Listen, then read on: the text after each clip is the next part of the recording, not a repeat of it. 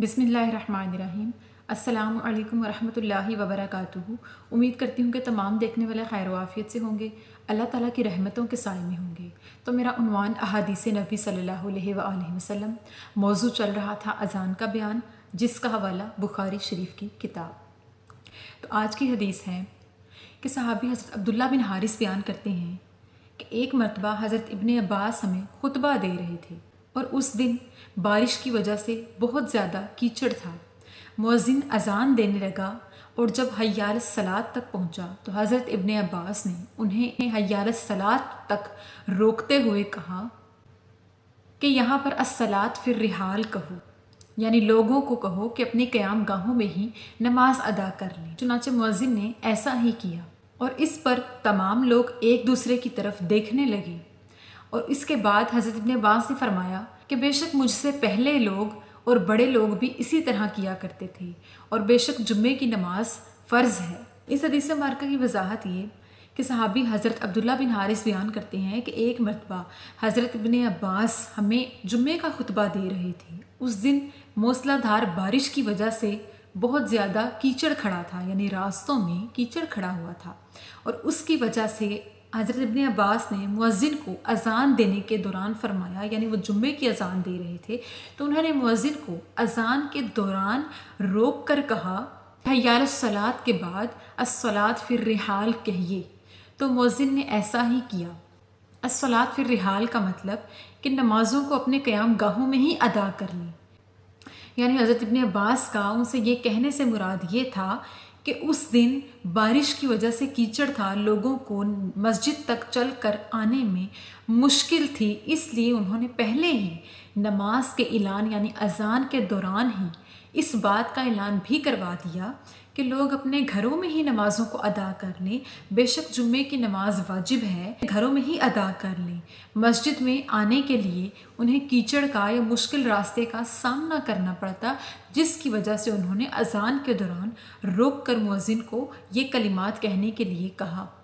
तो इस पर तमाम लोग हैरत से एक दूसरे को देखने लगे कि अज़ान के दौरान तो बात करना जायज़ ही नहीं, अज़ान के दौरान तो बात करना अच्छी बात नहीं, यानी अज़ान के दौरान मुअज़्ज़िन को रोक कर कुछ कहना अच्छी बात नहीं।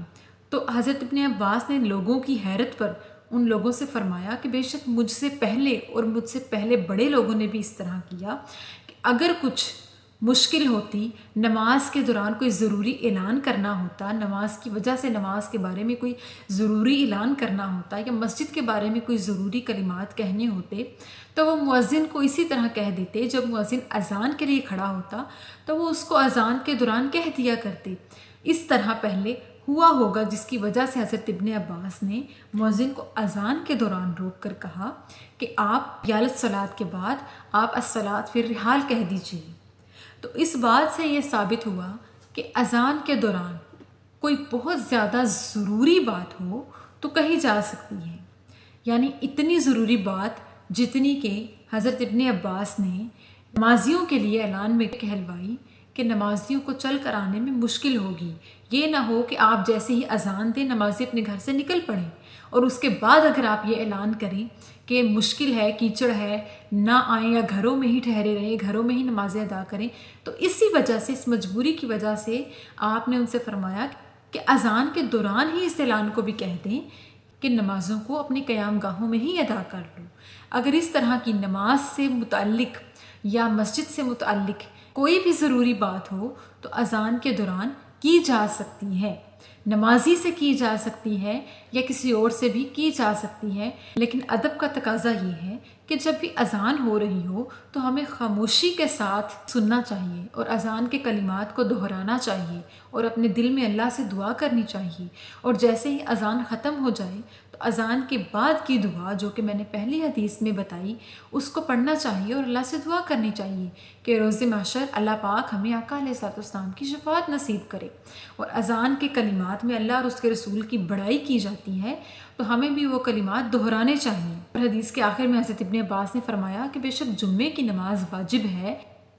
यानी उसको हर हाल में अदा करना लाजिम करार दिया गया। वाजिब भी फ़र्ज़ का तीसरा हिस्सा है, इसीलिए जुम्मे की नमाज पे ज़ोर देते हुए खुतबे ही में लोगों से फरमा दिया कि जुम्मे की नमाज वाजिब है, خواہ کسی مجبوری کی وجہ سے اس کو اپنے گھروں میں ادا کیا جائے یا پھر مسجد میں آ کر فرض کی طرح ادا کیا جائے، ادا کرنا لازم ہے۔ تو اس دن جو بارش کی وجہ سے کیچڑ تھا اور مجبوری تھی، راستے میں لوگوں کے لیے آنا، نمازیوں کے لیے چل کر آنا مسجد تک دشوار تھا، تو آپ نے ان سے فرما دیا کہ اپنے گھروں میں ہی، اپنے قیام گاہوں میں ہی نماز ادا کریں۔ اگر ہم میں سے بھی جمعے کے روز اگر کسی کو مسجد تک جانے میں دشواری ہو، اتنی دشواری ہو کہ اسے اپنے کپڑے گندے ہونے کا خدشہ ہو یا کسی بھی قسم کی مشکل کا سامنا کرنا پڑے، تو اسے چاہیے کہ وہ اپنے گھر میں نماز ادا کر لے۔